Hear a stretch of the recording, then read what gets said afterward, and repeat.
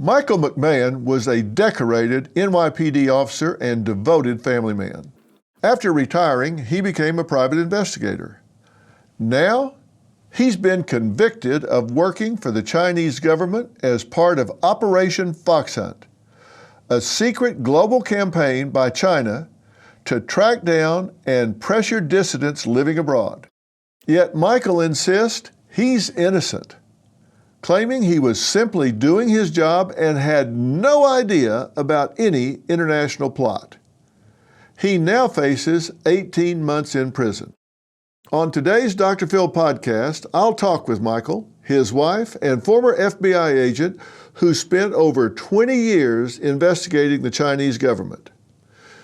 Could Michael's case expose hidden flaws in our justice system and make us question just how fair and impartial justice really is? Stick around. This is a conversation you do not want to miss. A decorated NYPD officer, now he's been convicted of working for the Chinese government. What's happening here should alarm every American. There was nothing illegal. It's mind-boggling to me that they would go after me for doing legal private investigator work. I feel betrayed by my country. I think everybody that sees this should be outraged, absolutely outraged.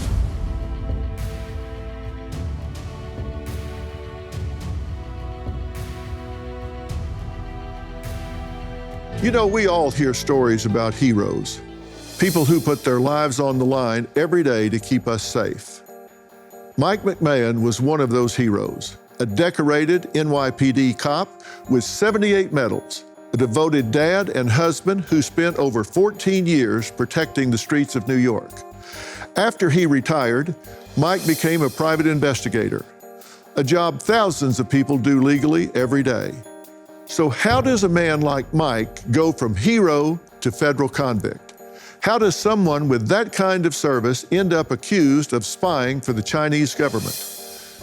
The U.S. government says he was part of Operation Foxhunt, a secret effort by China to intimidate dissidents here in the U.S.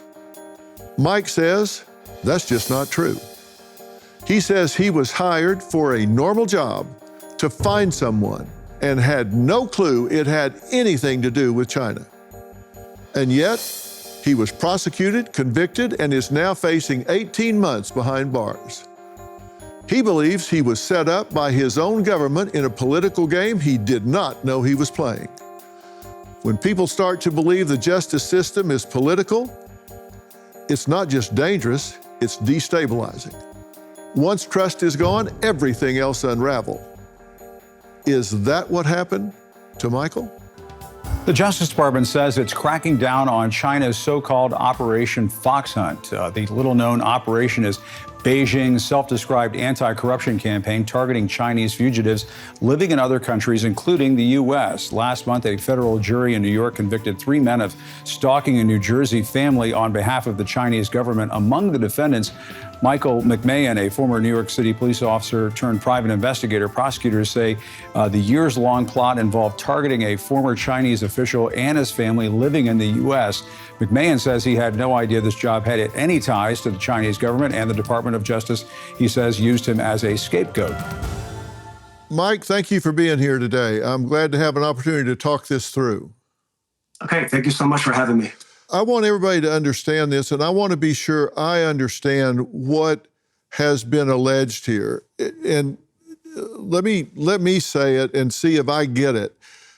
What you are alleged to have done here is been hired by the Chinese government to track down people that have turned against the Chinese government living in the United States and to harass them, create problems for them, do what with them? But first off, is that right? The allegation is that you worked with the Chinese government to track down people that lived in the United States but were anti-Chinese government. Is that correct? That's the government's version of it. What I was hired to do was basically a civil matter, civil issue. I was hired by a local company out of Queens, New York, to locate a person who stole assets from a construction company in China that had information. He was living here in New Jersey. So what I did in all my cases, I got the information. I hired 2 additional NYPD detectives, and we did surveillance and background checks. And it was basically a civil issue. There was no criminality assigned to this case whatsoever. The government, criticized or criminalized PI work. This is what we do day in, day out: background checks, surveillance. This case was similar to every other case I work on. So for the government to accuse me of doing criminal acts in my everyday job was very, very upsetting. What they say made it criminal was that you were working for the Chinese government to find these people that were dissidents, that had a political agenda against China. That's what they say made this political, made it criminal, made you an agent for the Chinese government. That's their, I'm not saying that's right, I'm just saying that's Right. their theory.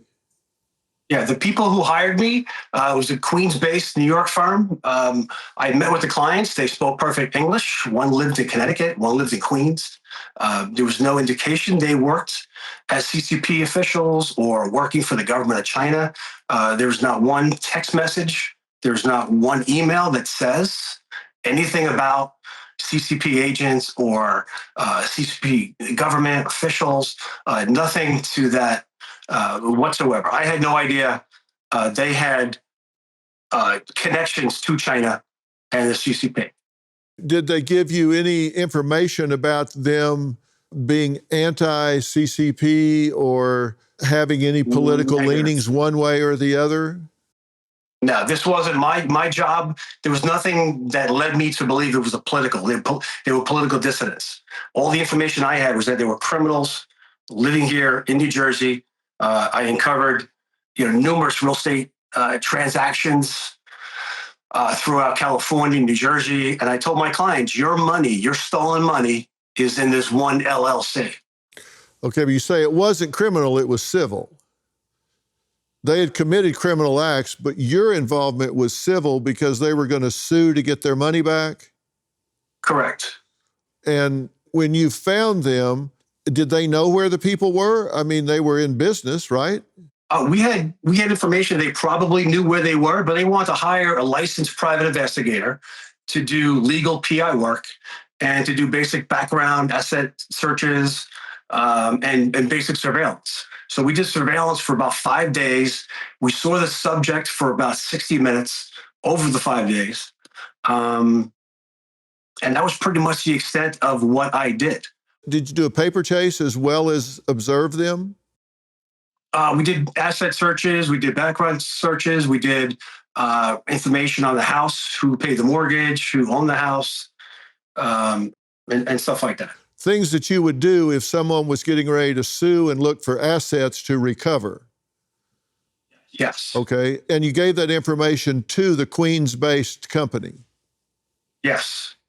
What is illegal about that? There was nothing illegal. And that's why I'm puzzled. That's why I can't believe I'm here. I can't believe I was arrested. It's mind-boggling to me that they would go after me for doing legal private investigator work. And why do you think you were targeted? Why you? Why not somebody else? Why anybody doing this kind of work? But why do you think they targeted you in particular? I don't think the FBI knew what they were doing. They probably thought what I did was not in the scope of PI work. I don't think they were educated enough in my business of what I do as a part of my living. And I don't think they were informed about what legal things I could do. Do you have any other clients that were based out of China or came from China? Was this your only client that was Chinese? Correct, yes. And the clients you were working for out of Queens, were they Chinese? Yes. Okay, were they American citizens? They were legal permanent residents, yes. Okay, they were legal permanent residents. and they were duly licensed to do operations in the United States? They were citizens living in the United States. I don't know as far as they weren't, as far as I know, doing operations. My take on when I met them, that they were living in Queens and Connecticut, and they were part of this family construction business that had the money stolen from them. But the construction business was in China? Yes. And what were they doing living in the United States, I guess, is a question, and I'll ask you that after the break. Now, Mike's wife says the DOJ knew what they were doing, and they knew that it was wrong. This wasn't like they were confused, they misread the law. They knew what they were doing, they knew it was wrong, but they went after her husband anyway, and she's going to tell us what she discovered when she started digging, when she joins the conversation after the break. With so much going on in your life, it can be easy to neglect your diet. Balance of Nature fruits and veggies supplements have 31 ingredients made from fruits and vegetables. They're a fast and simple way to get a wide and colorful variety that fits right into your busy schedule. Just 3 fruits and 3 veggies supplements daily with some water, that's it. Whether you're off to spend time with your grandchildren or on your favorite hike, you can rely on these convenient supplements to be there every step of the way. Start your journey with Balance of Nature. Call 1-800-246-8751 or go to balanceofnature.com to get a free fiber and spice supplement, plus 35% off your first preferred set as a new preferred customer with free shipping and our money-back guarantee. Go to balanceofnature.com or call 1-800-246-8751 and get this special offer by using discount code Dr. Phil. That's DRPHIL. You've heard me talk about Jace Medical. If not, listen up, because they're doing incredible work in medical preparedness. And today, I've got 2 major updates to share. First up, the ivermectin use case. You've probably seen the headlines calling it a wonder drug. The scientist who discovered it even won a Nobel Prize, and now Jace is offering a 30-day supply at the best price you'll find anywhere. Next, the upgraded Jace case, an emergency supply of antibiotics delivered to your door. They've doubled the number of medications to 10 at just $20 more. And now, the most comprehensive and affordable kit available. Get it before you need it. Don't wait, order today. Visit jace.com and use code PHIL at checkout for a special discount. That's JASE.com, code PHIL. I conducted legal PI work, private investigation work in New Jersey. And then 4 years later, in 2020, the FBI came to my house, banged on my door with 12 agents surrounded my house, and they arrested me for working for the Chinese government. Here I am today. I had a trial, I was convicted, and I'm shocked. Well, that was Mike McMahon, a decorated NYPD officer now convicted of working as a foreign agent for China. But his wife, Emmy Award-winning actress Martha Byrne, says this case was never about China. She says her husband was targeted, the evidence twisted, and the truth buried. So, Martha, thank you for joining us. Thank you for having me, Dr. Phil. Thank you so much. You say that this whole thing has nothing to do with China. When Mike was arrested in 2020, what was your initial reaction? Shock. I've been married to Michael McMahon for 31 years. He's a hero. He's the guy that goes into the burning buildings. He takes on gunfire. He helps people. He's not anyone who would ever hurt anyone, So when they come to your house at pre-dawn and this happened and they take away your husband and traumatize your children, there's no way he would do anything wrong. So when he came back from being processed, we pulled out all his emails. He had notified the local police when he was doing surveillance. He saved every invoice, every text message, and I saw he had never done it. He didn't do anything illegal. So we fought back. But here we go, Dr. Phil, there's the media's outside our house. They're following my children. There's drones over our home.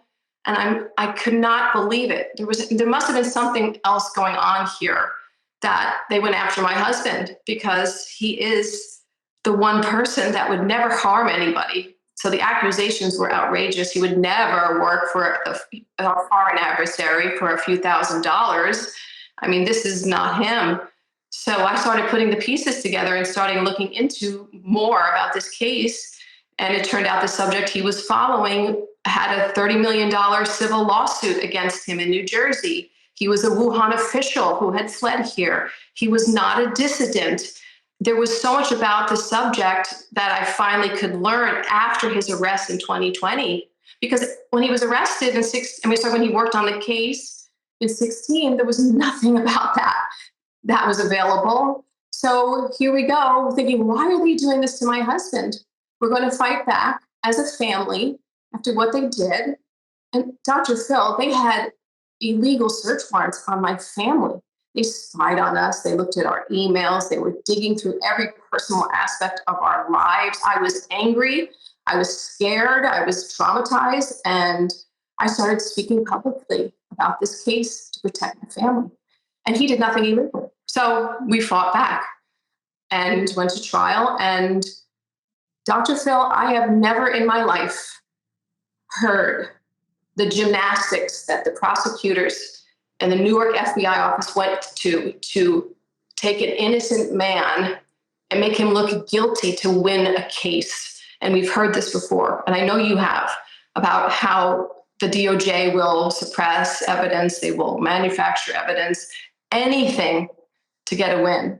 But to do it to a man who's a hero, who would never harm anybody, and to sacrifice him and my family and now protect us, but work with CCP agents and talk to them, and which is what they were doing for 4 years. I'm still in shock, but I have to tell you something that's very important. When they came to my house pre-dawn to take my husband's name is Michael McMahon. When they were banging on the door and they were saying, Michael McMahon, my son has the same name as my husband. And I don't know about you, when the door rings before dawn and you have children, you think your child is dead. So for about, 90 seconds, I was preparing myself that my son was dead. It's got to be shocking in the early morning when that happens. Let me ask you something. Why do you think they picked him? You say it's not about what they say it was about. What was it about? I think that he was the only American. I think that he was a PI who had a sole proprietor of his business, and they wanted to make an example of private investigators instead of actually doing some sort of bigger case because private investigators were involved in several of these cases, many of these fox hunt cases, and none of them were arrested, Dr. Phil, none. And when I did my investigation to try to find out who those PIs were, they were masked by the DOJ. I couldn't find information.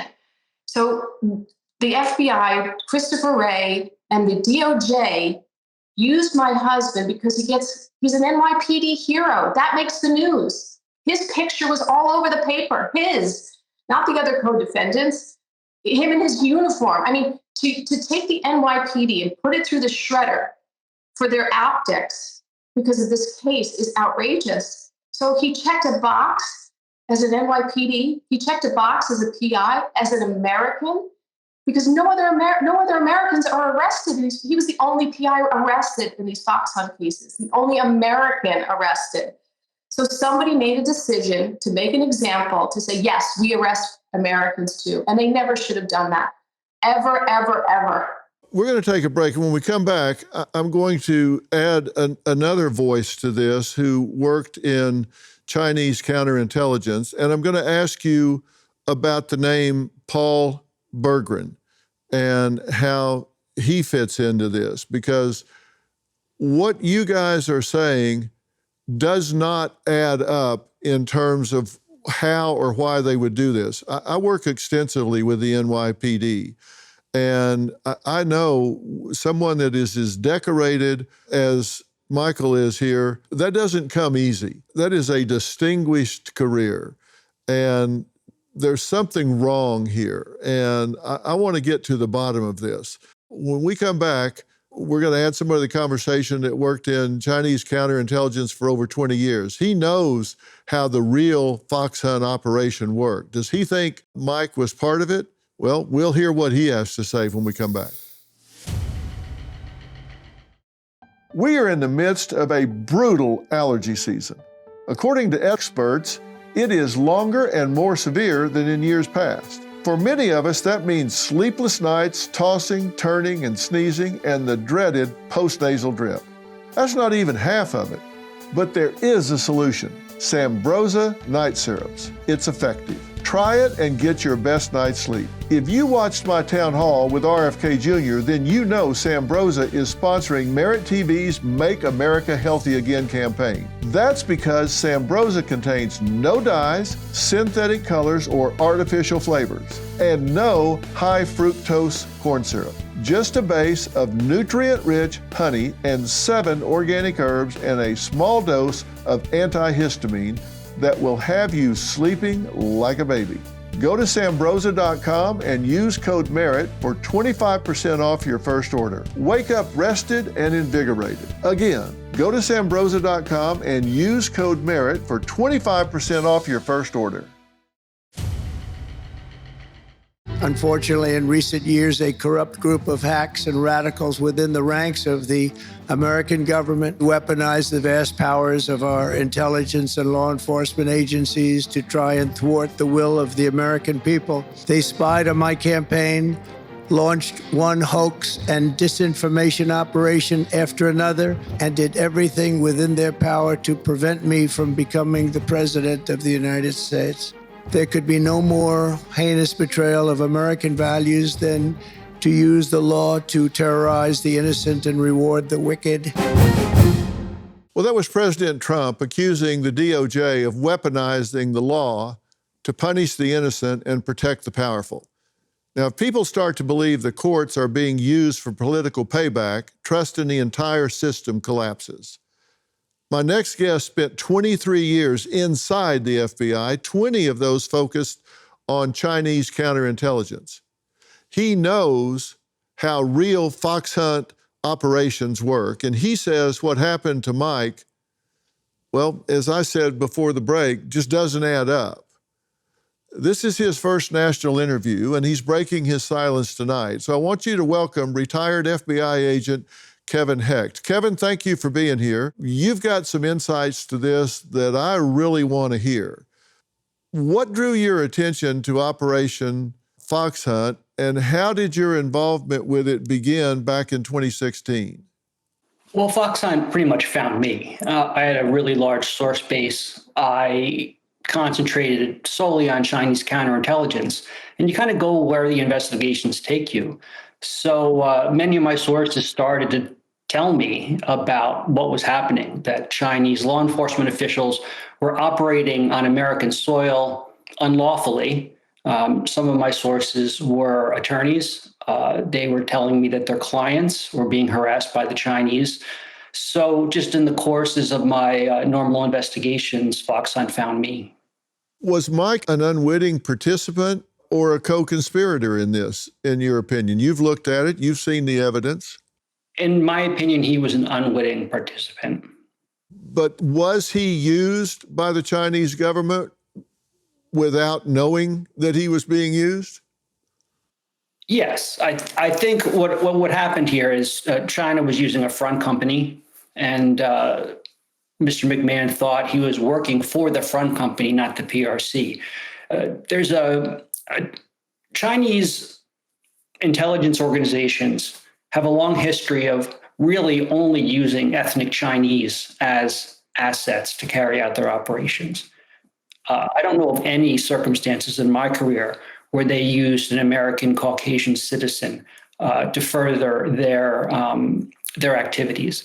So this whole situation does not fit any MO of how the Chinese government, how the Chinese intelligence services, or how the Chinese law enforcement services work.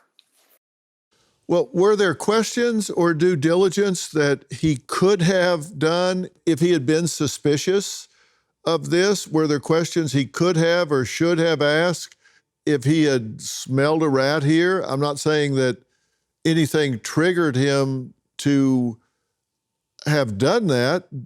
But if he had, how could he have smoked this out to realize that this wasn't a routine engagement? I think it would have been very difficult. Look, the best way to keep a secret is to limit the amount of people that know the secret. China knew they were breaking U.S. law. They wanted as few people as possible to know what they were doing.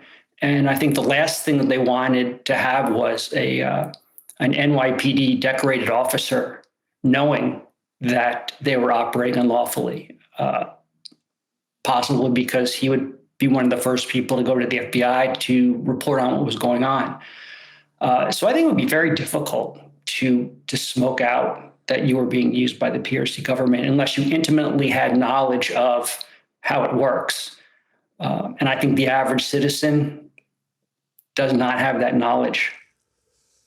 Now, this just stinks to high heaven to me. This just stinks to high heaven. All right, a top lawmaker says Mike's case sets a dangerous precedent for every American. We'll talk to him when we come back. It is without a doubt that the Department of Justice under Joe Biden was weaponized against Donald Trump and weaponized against conservatives. That is a fact. At the end of the day, what we need are these institutions to not be a respecter of persons because of their political viewpoints or because of who they support, but that the only thing they are concerned about is equal justice under the law. Well, that was Congressman Byron Donalds calling out what he believes is the political weaponization of the Department of Justice. Now, my next guest is a senior member of Congress and former chairman of the House Rules Committee. After reviewing Mike's case and writing directly to the judge, he's convinced of Mike's innocence. Congressman Pete Sessions of Texas believes this conviction was a mistake and warns that what's happening here should alarm every American. Congressman Sessions, thank you so much for taking time to talk about this. You bet, Dr. Phil. What's going on here? This thing just stinks to high heaven to me. I think it's important for us to note that Michael is not the first person. We've heard about many of these investigations by the Department of Justice where they have made a decision to move forward, not just in their own investigation, but move forward for quite some period of time when they could have intervened in a way that would have added some opportunity for the person which they were trying to get to entrap themselves. And we did not see where Michael entrapped himself. There are not conversations about this. There were not documents about this. He was straightforward from the beginning. And his points that he makes about Byron Donalds, Congressman Donalds, the average person should be able to live their life with knowledge that they can conduct themselves and do their business properly. When you're going to move on a federal investigation, they have techniques, they have metadata, they have the ability to record things that prove that you have knowledge about you doing something wrong or the intent to do something wrong. And we believe that this case was absent that. And so we believe that the Bureau moved forward, the Department of Justice moved forward for quite some time rather than finding a way, even if it's an FBI agent appearing as a third party, to show information to a witness or a person that might be charged that these kinds of activities were going on and to warn him, to give him some at least appearance that the government was going to deal fairly with him. We did not see that. And I think that this Department of Justice and the previous Department of Justice need to be warned that these types of prosecutorial or investigative inquiries need to be fair for someone to convict themselves rather than a preponderance of the evidence from some prosecutor or some investigator tagging people when they had actually no knowledge. Well, Congressman, you're famous for doing your homework, and you clearly have done it here. He was fully transparent. He notified law enforcement when he was doing surveillance. He was transparent in every way. And when they got into his emails, when they got into, as you say, all the metadata here, there was nothing in the shadows. There was nothing back channel. This was all above board and comported with every other case he had done over the years. There was nothing unusual in his professional conduct in this case compared to all the other cases that he had done over the years. This doesn't seem to be an anomaly. He seemed to be doing this ethically and transparently from start to finish. As the chairman of government operations for oversight, I have been privy to many people providing us information about how the Department of Justice operated, the procedures which they gave, and it is not unusual where the department would ask questions and a person would completely satisfy the questions, but still had to retain a lawyer. Question after question occurred, but worse than that, even to find out later that they were charged when they had no understanding that they were even involved in a circumstance that would be against the law. And that is why one of the most important elements in law is that if you have knowledge about what you're doing, intent is the word that is used in a court of law. If you have intent, they have to prove intent to get a conviction. And I believe that he, in essence, was taken advantage of, and perhaps as Martha has said, perhaps there was something there. I don't know what the political motivation would be, except that he was a good cop, and New York City is a proud place with proud people. Well, Pam Bondi, who I have the pleasure of knowing, has ordered prosecutors to stop pursuing criminal prosecutions for Foreign Agents Registration Act, FARA, violations unless they involve conduct similar to more traditional espionage by foreign government actors. And I think a big part of that is because China is so aggressive and conducts the most sophisticated, global, and comprehensive campaign of transnational repression in the world. So they're the past masters at this. This is what they do, and they entrap people into this kind of thing all the time. And you can ask, did he know or should have known that he was involved in this? And as Kevin says, there would be no reason for him to know that, no reason for him to suspect that. Well, this is where I offer some bit of really what would be professional guidance to the Bureau. They could have intervened with a third person who the Bureau knew and trusted to approach him to make sure that this did appear in his mind. It was at a time where this was not top of mind. It was not apparent to him. And many times when crimes are perpetrated like this, they're taking advantage of people. But I think that if you're going to continue an investigation for a long period of time and move to a conviction, you need to prove a conviction beyond a reasonable doubt. And that is another very simple part of the system that we live within, reasonable doubt. And I find it stunning that they would have found him guilty under these two premises that I believe that was wrong. And that's why we do have an attorney general like Pam Bondi, who will not just guide the Department of Justice in their decision making, but will make sure that they prove their intent, that they also prove this opportunity that has presented itself over and over in federal law enforcement. And I think Pam Bondi's doing the right thing. You started at the beginning of the show talking about confidence that the American people have in law enforcement. It is important that the American people trust the Federal Bureau of Investigation. My father was the fourth director of the FBI, and he came to that job as a result of being one of the country's finest federal judges. He sat in court for 14 years, understood criminal and civil cases.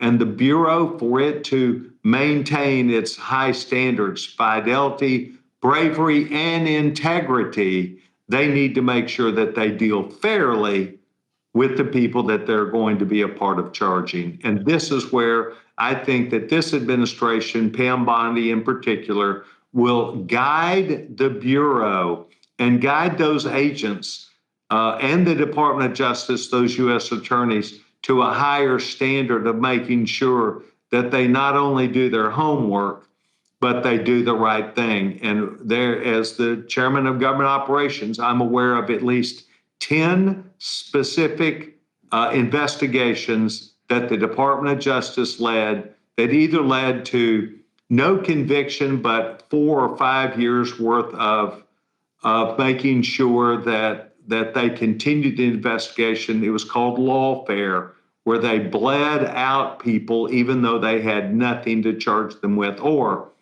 they took advantage of them and indicted them. And so all these things come to play in the United States of America, where we need to understand that we have to respect law enforcement, but that includes a common sense Department of Justice. Well, very, very well said. And I think Pam Bondi focuses on getting to justice, not convictions. And those are two very different things, but very well said. And Congressman, I know you have to go, so thank you for taking the time to do this. And Yes, I look forward to speaking to you again in the near future. Next, Mike says he never knew he was being used, but he's not the only one. Coming up, hear from another victim who was targeted and extorted and barely escaped. We'll be right back. Transnational oppression is when foreign governments harass or intimidate their citizens living in the U.S. Now, over the past 4 years, there have been more than 60 documented cases of Chinese espionage and repression across 20 states involving tactics like surveillance and intimidation. Mike has been convicted of participating in one of these cases. Just last May, the Senate formally condemned the Chinese government's actions, and the FBI has released interviews with victims to highlight the threat. Let's hear from one of those victims. It wasn't just a normal day when that call turned my life upside down. The person told me he was with Chinese police and I had committed a serious crime. I was really, really scared. So I went along with what he told me to do. I had to transfer a lot of money to an overseas bank in Hong Kong, travel to another city and hide out for weeks under 24/7 monitoring, cut contact with everyone, and hand over all of my electronic devices. It was so stressful and painful. I felt trapped and saw no escape from that situation. Mike, you just heard that.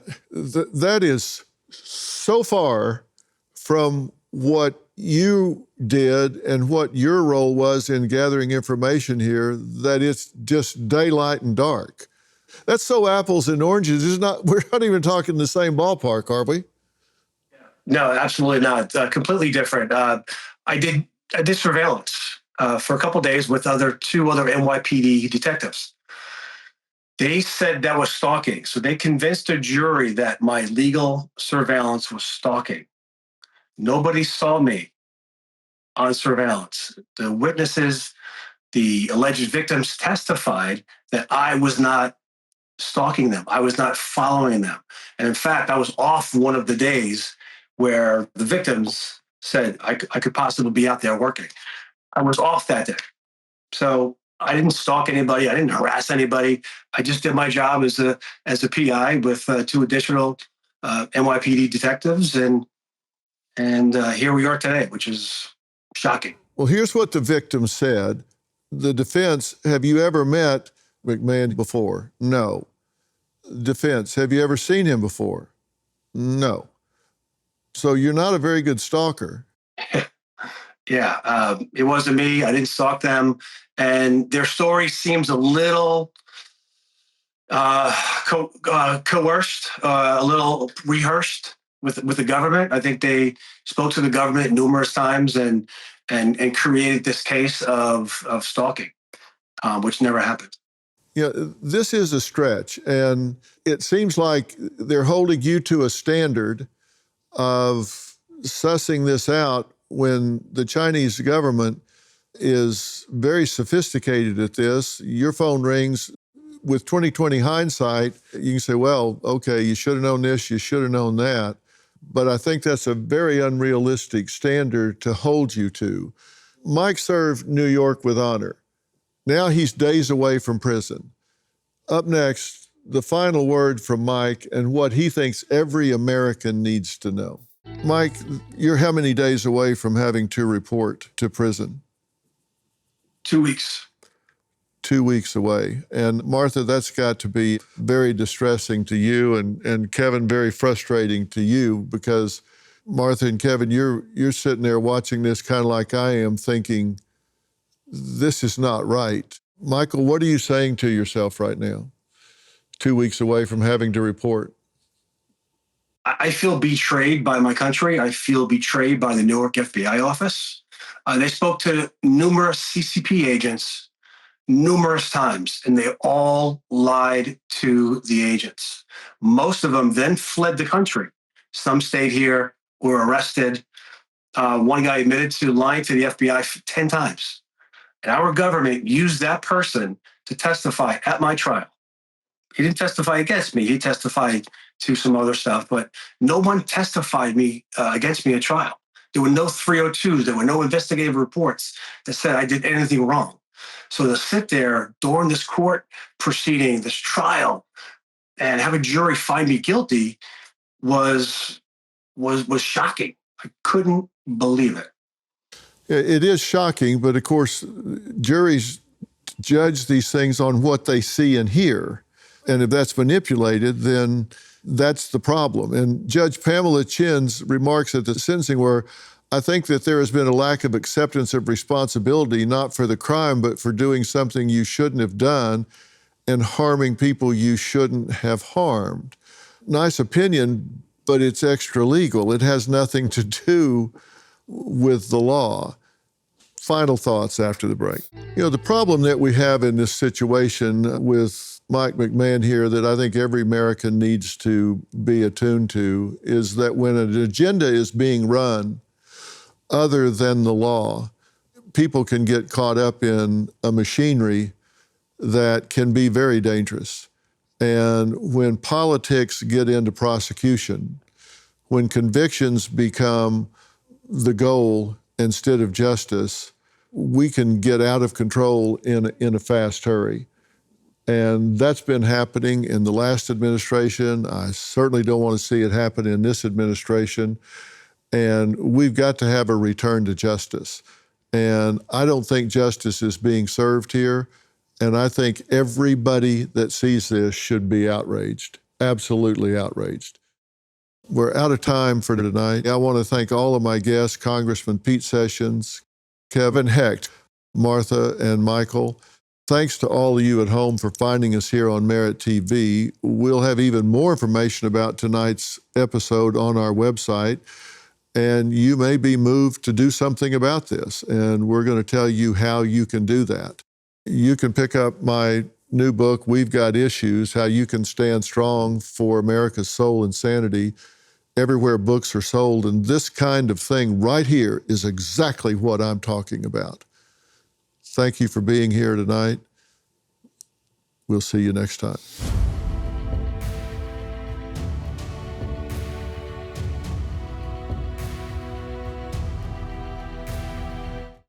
Hey, Dr. Phil here. My network, Merit TV, has it all. Now, let me blow your mind. Merit TV's got the news that matters. The selection of a new pope. Entertainment you crave. Busted. Everybody in good mood today? And live events. Surprise. What am I, chopped liver? With serious punch. Big shot. Go to merittv.com and download the Merit TV app today.